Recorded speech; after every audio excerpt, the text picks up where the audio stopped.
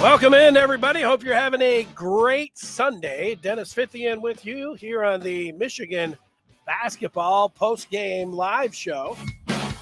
We're here after every Michigan game talking about the Wolverines, and today it was a good one in overtime. Michigan beating Wisconsin 87-79, and thrilling game down at the Chrysler Center, a game that it looked like Michigan was not going to win.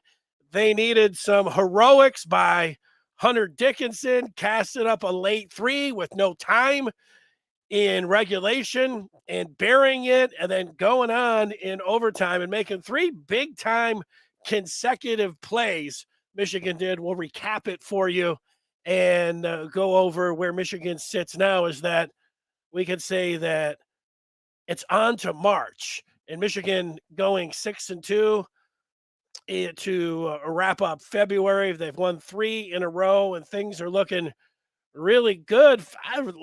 Things are looking really good. I did stop myself there for a second. Things are looking very good for Michigan getting into the tournament. Now, you could say, well, hold on a second. What if they lose their next 2 and get bounced? Okay, well, then things would not be looking very good. But when you win a game like this, and, just listening to the guys that were doing the broadcast, they were, at practice yesterday, and Jawan was saying things like, maybe they're just, they found the right time to come together.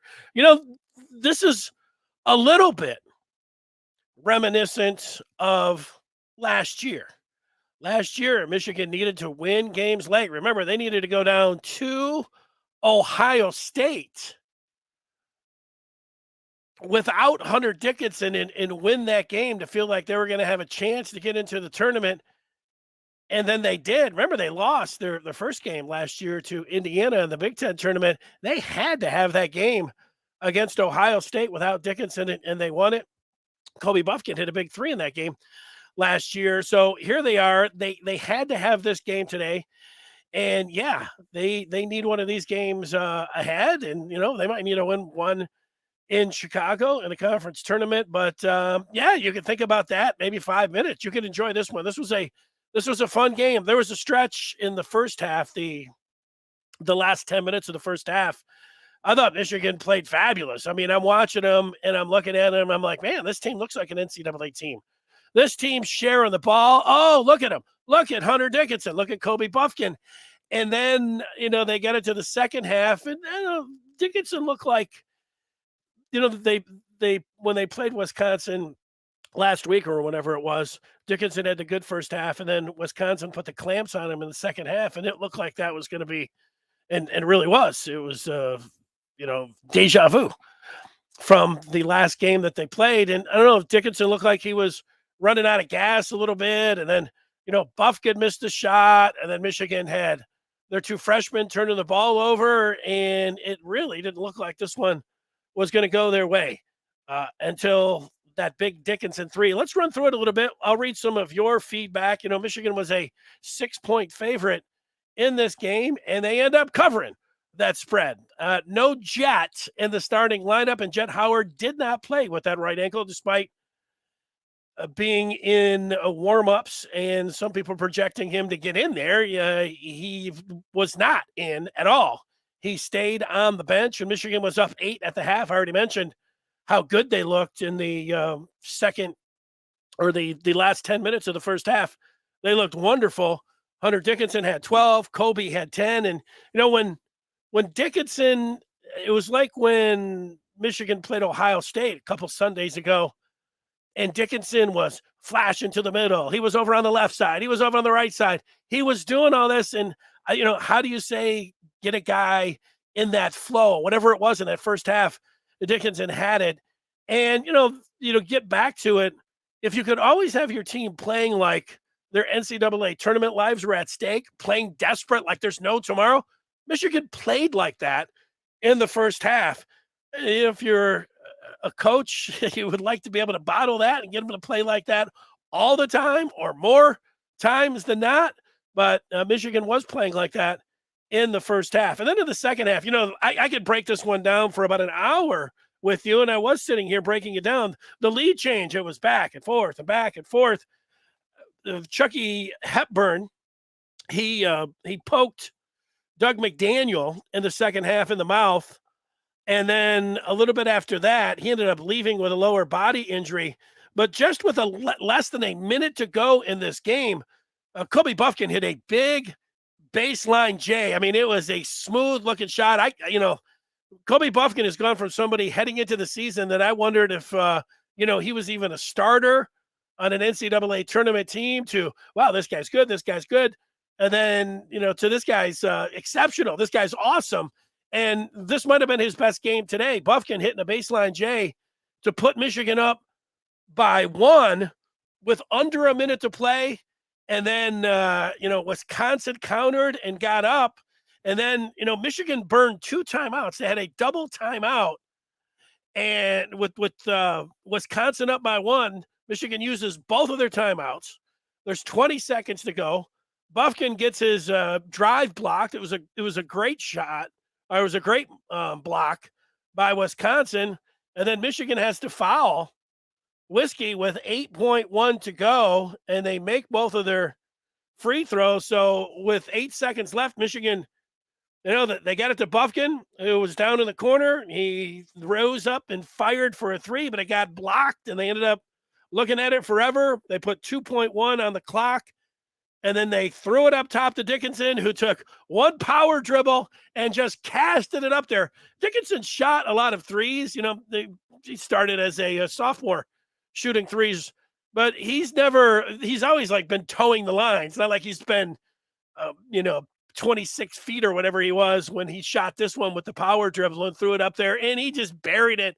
Nothing but net. It was a heave, and it went. And, this was a weekend where, if you're a college basketball fan, you kind of felt like this is ushering you into March. And I think that if you're one of those like clever broadcasters or writers, that's going to be your lead. Like if this was kind of a sleepy regular season. And then this weekend, you had a number of games yesterday with teams being way down, like Florida State, like Iowa against Michigan State. And then, to have some of these incredible, what was the other game that I was watching? Oh, Arizona State, where Bobby Hurley's team gets a 3-pointer from, it was beyond half court, maybe 10 feet from half court. This guy throwing it up and making it. It's like, oh, it's time for March Madness. And look, there's something before I go to the overtime that I would say. When you watch college basketball, this is not new. Everyone, not just coaches, not just analysts, not the analytic, people, not like nerdy dopes, like, sometimes you get into that stuff. This has been talked about, I'd say at least for 10 years. And really it's been debated for 20 years. And it's, if you're up 3, like Wisconsin was, with 8.1 seconds to go, why don't you foul and put Michigan on the line, as then they have to miss the second 3, and you would have to, it really helps you win the game without having to, worry about the game tying 3. We saw it yesterday from Iowa. Michigan State had an opportunity to foul. We saw it today with Wisconsin. They had an opportunity to foul, and it did not happen. And I know these coaches, they talk about these late game situations. That's why they are the coaches, and they have these practices where they go through these situations, and they do talk about it if you can get it. Now, sometimes, like, look at, this is the part where, you'll see a lot of people online. These coaches are dopes.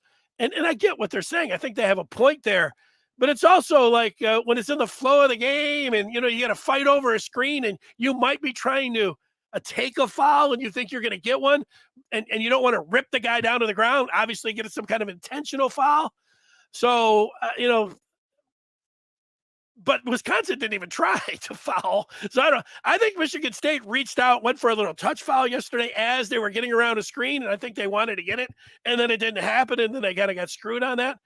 The being able to commit a foul, make sure you're going to commit it, but not get called for an intentional is a little bit easier said than done. Meanwhile, you got to do it.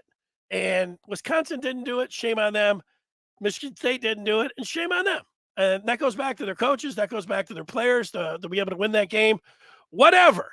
And, Michigan making the miraculous three to get this one to overtime, which was amazing. And then they made 3 big-time plays in overtime, and you had 2 and change to go, and Kobe Buffkin drives the lane and scores, and he comes up with an and one, and he makes that one and puts Michigan up by 1. I'm going to put that box score up here so we can look at everybody's numbers from this game and everything else. But the Buffkin shot was a huge one for Michigan. And then these are all consecutive plays. Then there's 1:36 to go. Michigan throws it down to Hunter Dickinson on the left side of the lane. He's got a smaller player on him. He just turns, and he could almost gone up and dunked it, but nice feathery hook shot from the post there from Dickinson. That put Michigan up by 3. And then Doug McDaniel with 39.2. He went flying down the lane. He's got some speed now.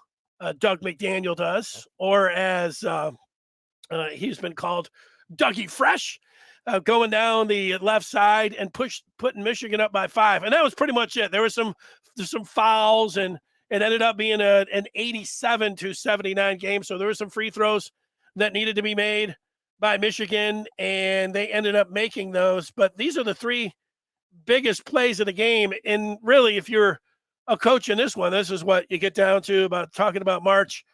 You need everybody, as this was a back and forth game, back and forth, where you needed tons of guys making plays, and Michigan had a lot of different players stepping up. And this is what I was going to say, March. It's not March, but this is the way that you need to play in March if you want to be part of March Madness. And Michigan played today with 2 weeks to go until Selection Sunday, like they wanted to play in the NCAA tournament. And kudos to them. Kudos to Juwan Howard for getting his team in a position in doing this without Jed Howard, their second leading scorer.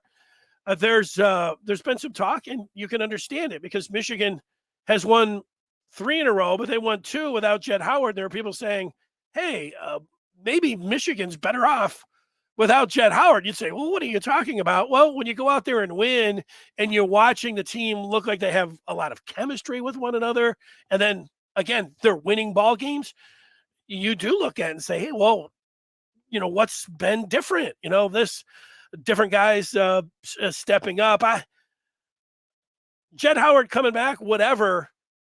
They need a more shot. The 1 and 2 options feel like it should be Dickinson, and maybe that number 1 option should be Kobe Buffkin and not Hunter Dickinson. And maybe Hunter Dickinson figuring out how to conserve his energy, because there was a spot, maybe a run of about 10 minutes in the second half, where he looked like he was gassed. And if you got a engaged, fired up, rested Hunter Dickinson, he's a real factor in any college basketball game out there. Meanwhile, when he's running up and down the floor and his tongue's starting to drag, and it might be a little bit of an exaggeration there, his play really drops off. But figuring that out, and maybe it is getting Terrace Reed, who has been coming on, Doug McDaniel, who has been coming on, and a lot of things for Michigan here that you like if you're a Wolverines fan. I'm going to read some of the feedback and see what people have to say about this one with Michigan able to capture the victory and now moved to 17-12 on the season. And I have to admit, when there was when Buffkin got the shot blocked, I have like 5 seconds, to type up the record for Michigan, and I went and typed it up as a loss. But then they hit the 3 with Hunter Dickinson, so I went back and changed it. Michigan wins the game, 17-12 and 11-7 in the conference. Obviously, a big W for Michigan. Logan on the feedback says it was an amazing game. I was running through my house after Hunter hit the buzzer beater. Yeah, oh yeah, that was a run through the house type shot. This weekend was amazing. I'm going to admit something to everyone. I hadn't Thursday at around 12:30. My power, my internet, it goes out. The night before the big ice storm in Michigan. It happens. And then I wake up on Thursday morning and I'm like, wow, the power's still here. Awesome. Oh my gosh, the cable's still going. This is great. I get to 12:30 and everything's down. It's nothing. So, but the long story short is that, we get the working by yesterday in the evening. We had a generator to get some power back, but we didn't have a cable. And then that came on yesterday afternoon. So I was sitting around doing reading a book, a lot of book reading. I went through this book. I got it right over here. I've gone through. I got some pretty good reading in. Almost mowed through half of this book. Now, when you haven't had something for a while, and then you get it like TV. And so yesterday, you got these college basketball games, and I start watching them, and then all of this dramatic stuff. It came on right about at the tail end of the Michigan State game. So then it was just all incredible stuff. So, and then this game picked up where all those exciting games yesterday left off to take us rolling into March with Logan. Yeah, that was one where you're running around the house and you are going crazy. I am, I'm sure, with a shot like that. Eric says it shouldn't have went to overtime if they played some defense. Well, yeah, I mean, look, this is one where we could easily be sitting here and going back and talking about Michigan's season being over. I mean, look, we can. What do you want me to say? I would go over there and I would be looking. I would have questioned why there was the double timeout with 20.5 to go. I didn't like that. Now, Wisconsin made a nice play. I think getting Kobe Buffkin going to the basket was a nice play call. It's the call that I would have made. I don't know if necessarily driving to the lane, but putting it in his hands, and he didn't settle for a jumper.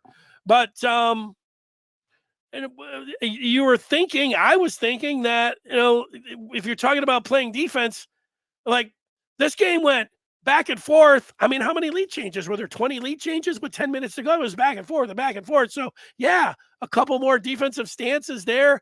I think earlier where you saw some turnovers by Michigan as well as they played, they had about a 10-minute stretch where they didn't play so well. But if they would have lost this game, you'd have said, man, it was a game that they had to have, and Wisconsin came in and made the big plays down the stretch. And I would look to this Asigian in the lane with 30 seconds to go that put the Badgers up by 3. I would have looked at a block shot on Kobe in the corner. What a play by Wisconsin that got it down to 2.1. And then look at the 3 ball. Sometimes that's what you need. I mean, that's sports.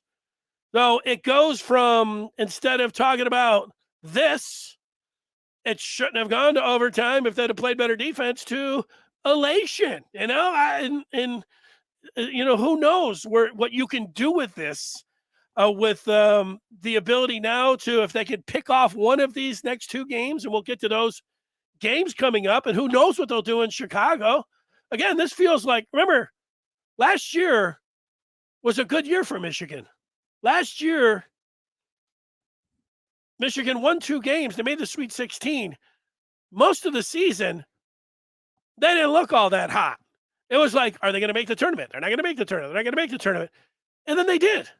And then they won 2 games. That game against Tennessee was great. It ended up being a positive season for them. So can they duplicate something like that? I'll say it. People are going to say that. It's so cliche. You don't want to play Michigan in the tournament. You don't want to play. The way Kobe Buffkin is playing right now, he's playing like a star. Who knows with Jett Howard? It's an ankle injury. I would guess that Jett Howard, he was out there warming up. He's pretty close to coming back. He's close to going to be a lottery pick this year if he would decide. I hope he doesn't. I hope he comes back to Michigan. But he's a first round pick. So is Kobe Buffkin, maybe. And then you have Hunter Dickinson. Those are 3 big time players. The way McDaniel's been playing, the way Terrace Reed Jr. has come on now. And now that they're getting Joey Buckets coming off the bench, and now they have TW2 who should be coming off the bench. And then you got Cheddar involved in the mix. This team is coming together a little bit. I think it's, who else you don't want to play? Indiana. I watched Indiana go to West Lafayette last night. They looked awesome. I wouldn't want to play Indiana if I was in the NCAA tournament. And there were a lot of coaches that were watching Michigan and saying, I don't want to play Michigan. Look at these guys. They're pretty talented. They're hoping that Michigan does not get into the tournament. Those are not the classes that I want. The classes that I want are gone. Oh, no, they're on my head. All right. It's been a long day. Here they are. Sometimes, they're right on your head. Let's get to some more of the feedback. Antoine likes that Michigan has decided to play organized team basketball. Eric liked the clutch 3-point shot. Hey, look, it was clutch. It was awesome. Let's see what Scott has to say. Those back-to-back, then another one, turnovers in the second half. Let Wisconsin back in the game. Got to clean up the sloppiness and grooves like that. Yeah, it was Terrace had one and Doug had one, and then and it was on each side of that you had Kobe Buffkin, then suddenly misses 2 shots, and then Hunter missed one. You're like, oh man, this team that was looking so good, that's how quickly it can go the other way. Now, and this is the job of the coach, and this is the job of good teams. You would like to be able to value every possession, get a good shot, don't turn it over, get, all of those things. That the other team's going to make a run, and you're going to have some of these. If you can, like Scott's saying, clean it up a little.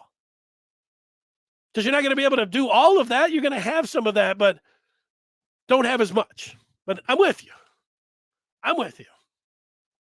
Hunter's game time shot looked very smooth, even though he had to take the dribble. Yeah, he buried it. That was a big time. That's like that was what they call out on the playground, very wet. The splash. That was the splash heard around Ann Arbor. That was so wet. The way that one went in, boom, it exploded, going in there. Scott agrees they should have forced those free throws. Yeah. Logan wanting to know if we have to win the final 2 road games to secure the double bye in the Big Ten tourney. We moved into a tie for 3rd today.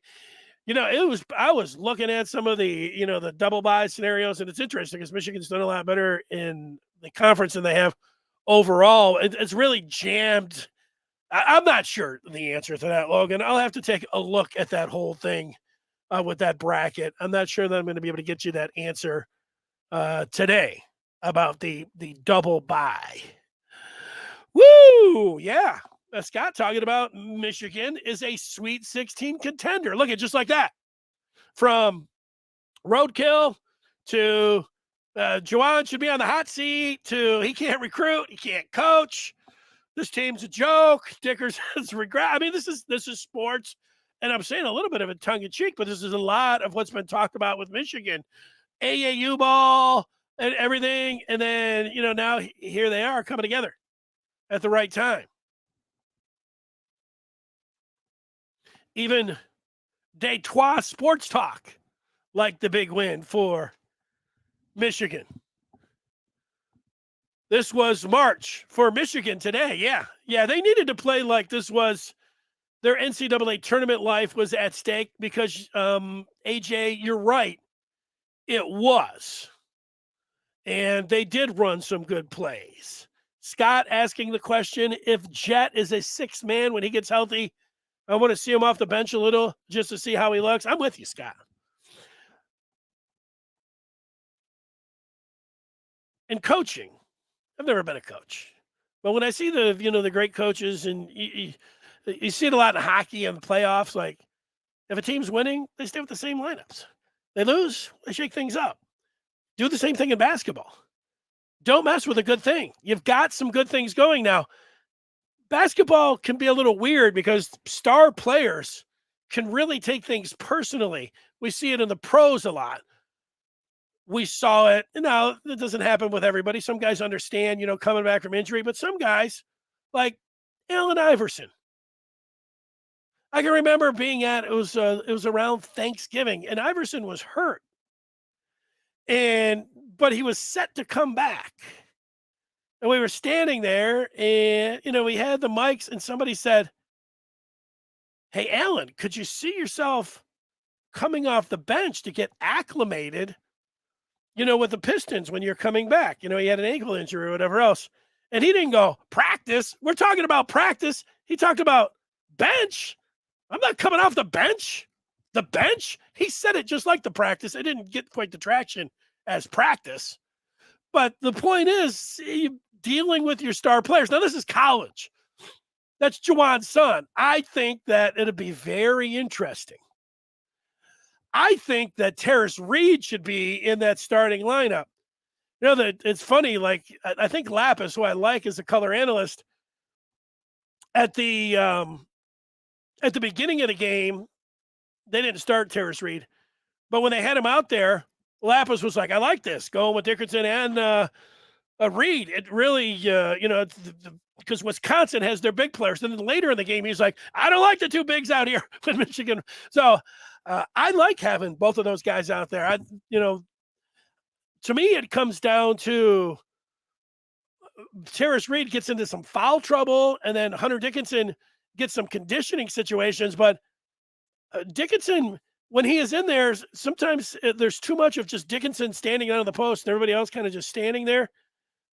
There were spots today where it was like that Ohio State game. They're posting him up in the middle of the paint. He would flash over to the left, and they didn't get it to him. He was out setting a high screen. He was rolling. They got to move him around and get him into the flow. That takes a little bit of his conditioning. But to this point, I think Jet being a six man is something that is a good question to ask Juwan Howard in the post game. If he didn't want to answer it here, it's something that those guys need to think about. And that is exactly what I would do, Scott, if I was sitting over there. I certainly would be thinking about it, that's for sure, with the way Michigan is playing right now. And then there would have been a spot. There was a spot like, I don't know, with like 10 minutes to go or something, that Michigan was cold from the field, and it was kind of like they were looking for some offense. It'd be like, this would be a nice spot for Jet, put in some instant offense. Jet is like that. Like Jet, you just put in, and he's the microwave. It's like if you're struggling for some points, just get Jet in there and get him the ball. He'll do some step backs. He'll go in. He'll do some pirouettes. He'll do a Euro step, flying finger rolls. I mean, he's pretty amazing. So yeah, learning.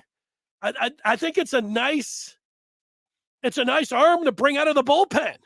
It's a shot maker, specifically towards basketball, that you can bring off your bench that can be lethal. What other kind of teams has that kind of offense that they could go to? Like, all right, let's bring in the shot maker. That's what I would definitely think about doing. Laser was at the game. He said it was crazy. That was a great game to be at, Laser. I thought it was a very entertaining game. And then when Michigan was going to lose it, I thought that was an entertaining game. But, it's how much are you going to mention of that? Anybody wants to hear about it? That's a Michigan fan. Like, oh, yeah, very entertaining game. The season's over. Thanks a lot. But that's the thing. When you are going to lose the game, and it looked like we was back and forth and back and forth and back and forth. Like, I mean, if you're at that game, you're like, woo, we're going to win this one. Oh, we're going to lose it. Yay, woo. I mean, that's, again, that's sports. That's the excitement. And Laser, you picked a great game to be at. What a great game. And hopefully we get more like that from Michigan. Let's take some more feedback here. Just so everybody knows it is on the feedback or watching this, if you're watching the replay or listening to the podcast. I don't always remind people, but I also put this up on Twitter Spaces where if you ever want to go in and jump in and talk about the game, you just need to go in there. I punch it up after every game, and you have the ability, if you want to say something, to go on there and be part of it. Scott says, what do you think about the analysis that Terrace Reed impedes Hunter's offensive flow when they are together?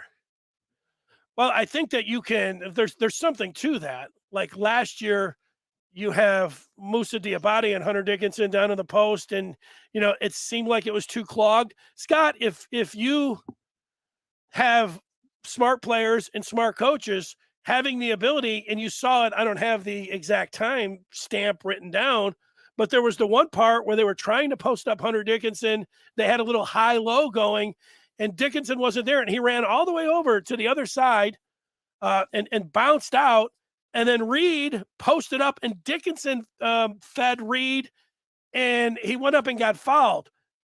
You don't have to have both of those guys into the paint. You could pop one of those guys out, and when it comes to Hunter, he's comfortable up top. He'll even shoot a three. And I think Reed, even though his game is developing, we have seen at times, I don't know how much you want him, facing up from 15 or something and, taking it to the hole, but we have seen that he has some of that ability there. So I think if you did it all of the time, I think it could clog things up and it would restrict some things. But, now's the time if you can figure that out and you throw some of those different packages or lineups and you got bigs out there. I like that there was another stretch where they had Reed and Dickinson, and not that he plays very much or he's been effective this year at all, but Jace Howard, who's also a big body. They put some bigs out there.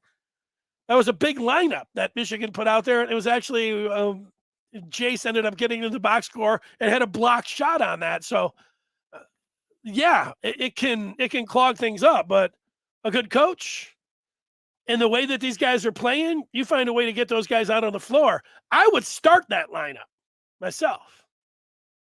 And like I said, I'd bring Jet when he's ready, coming back off the bench. M Go Blue 1 2 3 4. Gonna say that's not very original, but you know what? It's not all that bad. You got it. He says he hopes. Oh, let me just read it. Man, I pray we beat Illinois. Well, Michigan can beat Illinois. Ohio State beat Illinois today. They can do it. It can happen. That game's coming up on a Thursday. And, if you had to rely on beating Indiana on the road a week from today, woo! Is that well? I'll look at the upcoming schedule. I think that's what it is. Could be Saturday. That would be something after watching the Hoosiers play. Would be something that you might not want to count on. So as exciting as everything is today, you lose the game to Illinois, and it doesn't go your way in Champaign, then you're starting to talk about having to play in Bloomington and the way the Hoosiers are going right now. That could be tough. But that's down the line, like in another 5 minutes. Shots like Dickinson can propel a team heading into March. That's right. Even a shot like that, it can happen. Scott asking the question if they went away from Hunter for too long in the second half. No, I think Wisconsin made a point to run bigs at him on the catch. And it's a subtle thing. Like in the first half, they're trying to double him as fast as possible. When they throw him the ball, they double him. They were running guys at him like as the ball was in the air and it got Dickinson, got that ball out of his hands. And then I think, this is from me watching it, I wasn't at the game. I don't know 100% where Dickinson's stamina is, but it looked like he was tired. It looked like his energy level had dropped a little bit. And if I don't know exactly where his wind is at. It'd be interesting to hear what Juwan Howard, that would be another question that if I was at the news conference and I would ask, hey, how's Dickinson's wind? Because I wouldn't say, hey, you look a little gassed. I'd say, can this guy just go? You might have to look at spotting him a little bit more so you can get 100% energy Hunter Dickinson in there. And I think that's what it comes down to. But I like they've moved him around. They don't just, have him standing out on the left side where he likes the ball the most, and it gets stale. And then you can tell, though, when he hits it over the left side, he's moving it, and then he's moving around, and he's in the middle, then he's over on the right, and then he's moving up. And the offense, there's a flow to it, and you're like, oh, this is dangerous Michigan. This is a team that can get to the Sweet 16. This is a team that will be a problem for somebody in March. And then they'll go, and then it'll be 10 minutes of, oh, here's some turnovers. Why is Dickinson just standing down there? This looks like the team that's not going to make the tourney. Clutch shot by Kobe in the corner. Kobe's a hell of a player. I mean, he's a star, like right now. Logan says, if we win both of our road games, I'm going to start talking reckless. Yeah, that's getting a little bit ahead of yourself. But yeah, I think you can get a little crazy then. Yeah. Mr. Martini saying that this team has been dead to me several times this season. Clearly, there's still life. I don't know how it all ends. That's sports. Joey Baker coming up. I'm just looking at the feedback. I guess I could just sit here all day and read the feedback. I don't know, people talking about, Jets pizza. I get it. That sounds like it should be a really good NIL deal for Jet, huh? I mean, doesn't he? If he doesn't have a Jets pizza NIL deal, then what are we even talking about, right? You're talking about him being the microwave off the bench. I'm a little bit far behind here. Todd says, what a game. What a shot. And I'm not a Michigan fan. I'm a college basketball fan. Listen to the game in Ann Arbor on my computer from Delaware. There you go. There you go, Todd. Out there in Delaware, where the Blue Hens, they have the same uniforms as Michigan, right? He watched it on KYW out of Philly. One of the stars of feedback during the week, Dune E. Don, is hoping Jet is back for the next two. Me too. Todd saying the Indiana game could be huge. Yeah.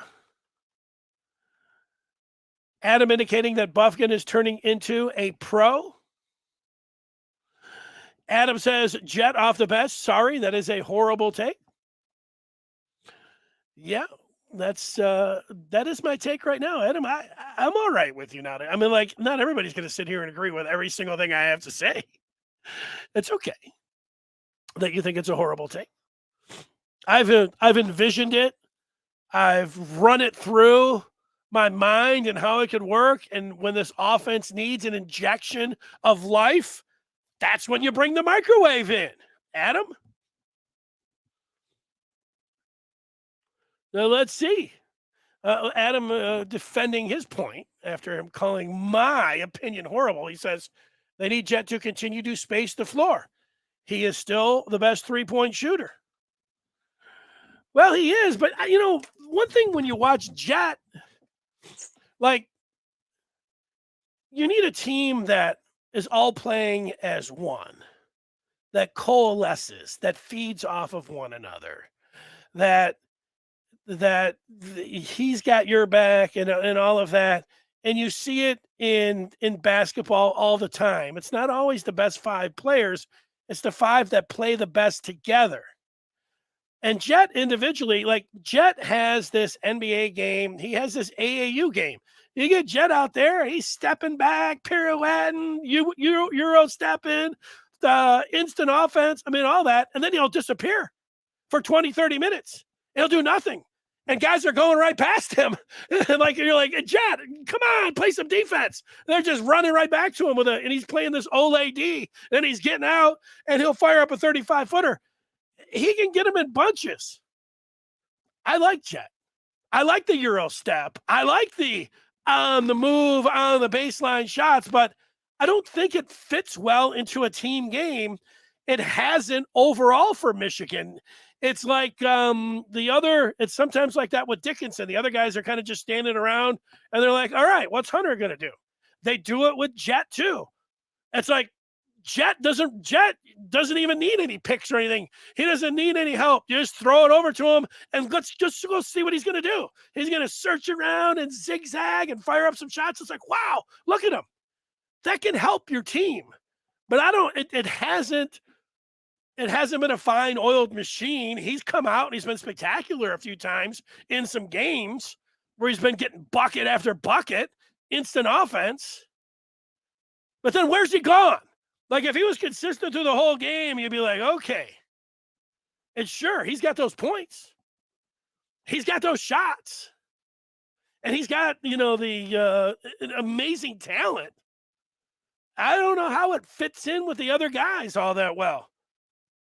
And it wouldn't be I'm saying it wouldn't be the craziest thing from what I see. You play this team game, you got Michigan doing like I'm suggesting Cheddar and Baker. Like Cheddar and Baker together, they don't have the kind of offense that Jet has in his left shoe. I mean, Jet, he can outscore these guys blindfolded, but it's how he's working with the other four. And then if Michigan gets to a spot where you're like, man, they need some offense, well, then you just look down to the bench and you say, put him in. Put him in. And everybody just watches him go bonkers. And if we broke it all down, Adam, Jets games this year, and we're against his offense, how many games does he just come out and he's like, Jets got the first 6, Jets got the first 9. Jets scored 15 out of Michigan's first 16 points. He ends up with 17 on the game. Jet Howard, 18 points in the first half. Jet Howard ends up with 20 points for Michigan. He does it all the time. He gets his offense in bunches. That's a nice option to have when your team needs some offense. Let's go to the bench. Put him in. It's a thought. We'll see. Adam does not like it, but that's okay. Let's see Adam's last point on it. Need everyone to accept their roles. Let's just see. Let's see. Let's see what Otis has to say. Why does TW2 continue to get playing time when he's giving you 2 points in 30 minutes? He's a bench player for sure. Why can't the coach see this? Well, TW2's on the bench now. Like, they've moved. It coincided with him hurting his knee. And he gets in there a little bit. Like, he's a big body, and he's a pretty good defender. He can match up pretty well with other frontline players. He's got some size, and he can rebound. And he can also guard, some quicker threes. So he can play defense. But, yeah, I mean, offensively, how many times were we watching this game today when he was like, he cast a 3 up early in the shot clock and overtime? I was like, oh, we're just TW2's got the green light. I mean, right. Like, because we've seen him before. I think he's a quality bench guy. He's the kind of guy you could put in. Let's see what he can do in a drive. Let's see if he can add a little bit of something here. But, he's not starting anymore. He's not getting starting minutes. You know what I mean? So that's it. That's where I'm at with it all. Let's look at some other things coming up for Michigan, and that would include their upcoming schedule. And that is brought to you by the Maize and Blue Reviews Good Afternoon Michigan Football and Basketball. That's 1 o'clock weekdays, provided there's no ice storms with power outages. Guess I have to put that on there, because we did not have shows on Thursday and Friday. But we will be back. You can hear my generator in the woods out there. I don't know if you can hear it or not. Sounds like a lawnmower is constantly running outside the studio here. But we got internet, so we'll be good to go. Let's look at that upcoming schedule, and it's all March now, baby. All March. This Thursday, who's going to be watching this one? 6 o'clock jump against the Fighting Illini in Champaign. Woo! Michigan looking to punch their ticket. Let's go. They'll head out to the spaceship in Champaign-Urbana to take on Brad Underwood's Fighting Illini, who lost today.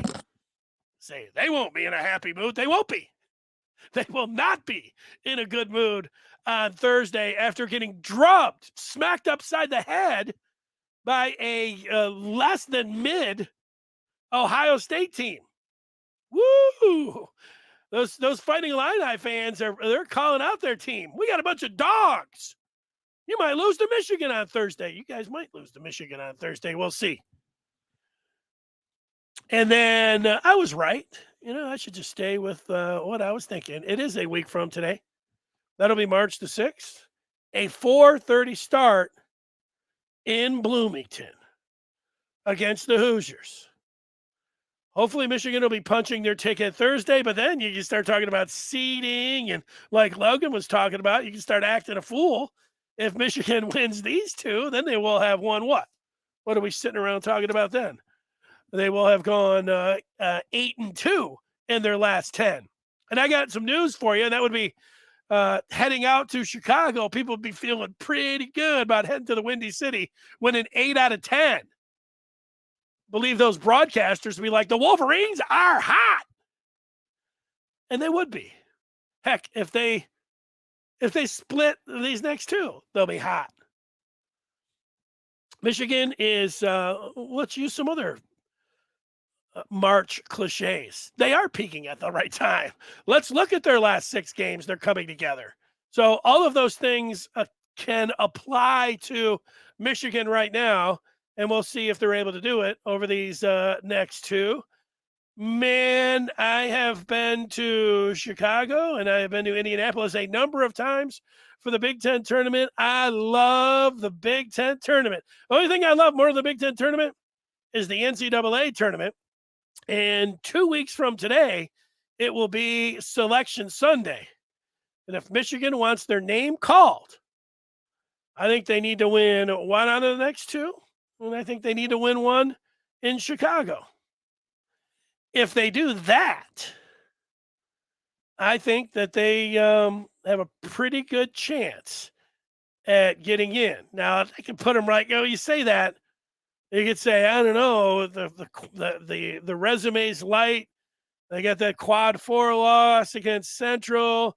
They need some more quad 1s. They have to win either these 2 remaining or 2 in Chicago. My bracketology, as I've looked at it, they split these next 2 and win 1. I think that they can get in. Now, you don't want to be biting your fingernails or like relying on a Hunter Dickinson 30-footer like Michigan had to rely on today to get into the tournament. Well, go out and win these next 2 and win 2 in Chicago. Split these next 2 and win 2 in Chicago. I'll make a guarantee today at 522. If Michigan splits their final 2 games and then they win 2 in Chicago, which would put them at 20 wins on the season, I guarantee they get into the tournament. And if they, land on 19, they might not, but maybe they could. Like, I can't guarantee it. I feel like I can guarantee if they get 20. They get to the 20 wins. Now you're cooking. I had to make sure with the 20. Let's look at the box score, and it was a good one for Michigan, wasn't it? You got Kobe Buffkin, a career high 28 for the young man. How about that? 28, 8, and 2. He is a star.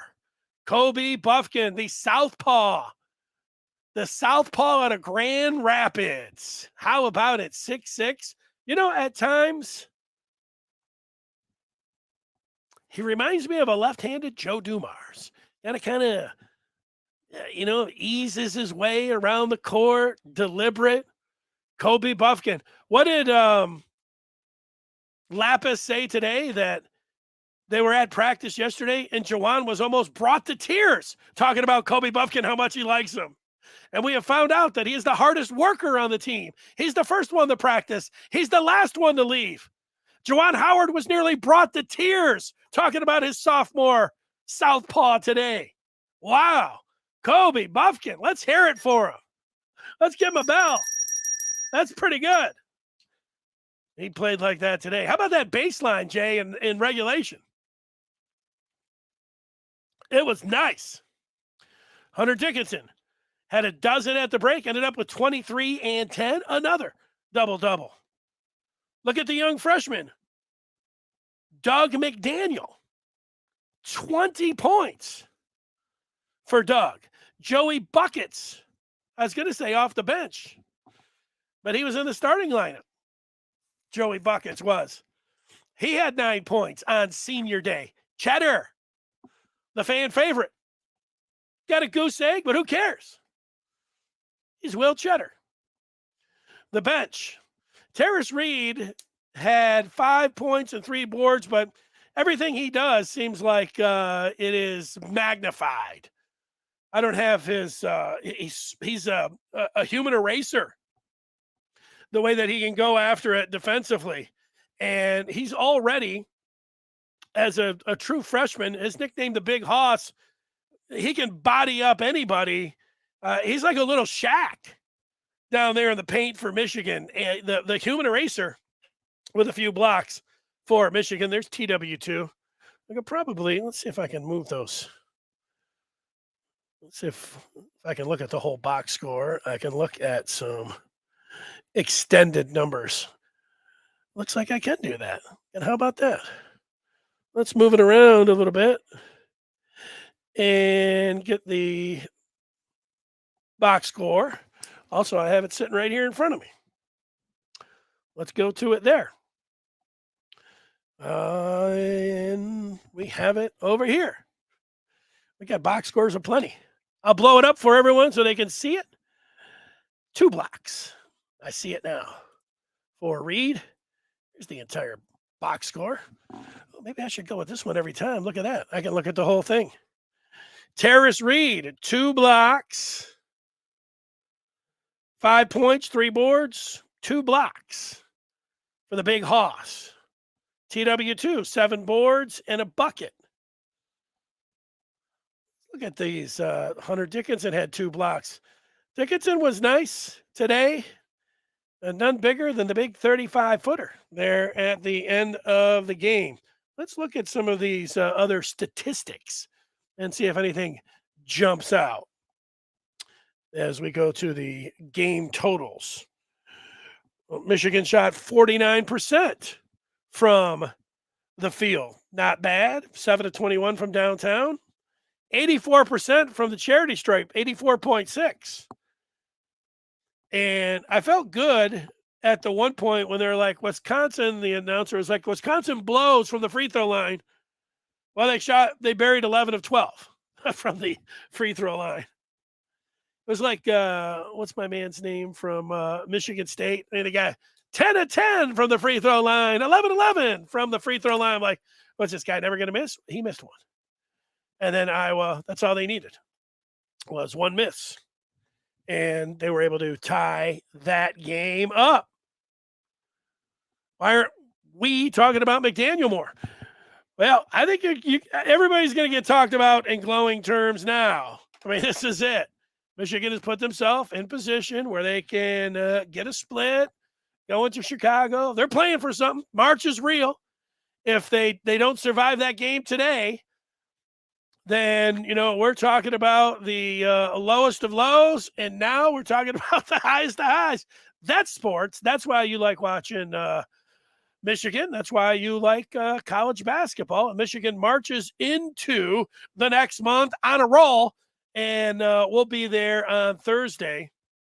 Well, I won't actually be in Champaign. I'll be right here talking about the game. All right. That's it. Remember, Twitter Spaces, if you ever want to get in and you can listen to the audio there, of course, you can make a call on Spaces too. And if Michigan beats Illinois on Thursday, it will be people are going to be ready. People will be jumping aboard the bandwagon. The Michigan basketball bandwagon will be filling up. Right now, there's a lot of people thinking about, I'm jumping on. Thursday, they'll be all aboard the bandwagon if they're able to beat the Fighting Illini. Thanks for watching. We'll talk with you at 1 o'clock tomorrow. If I have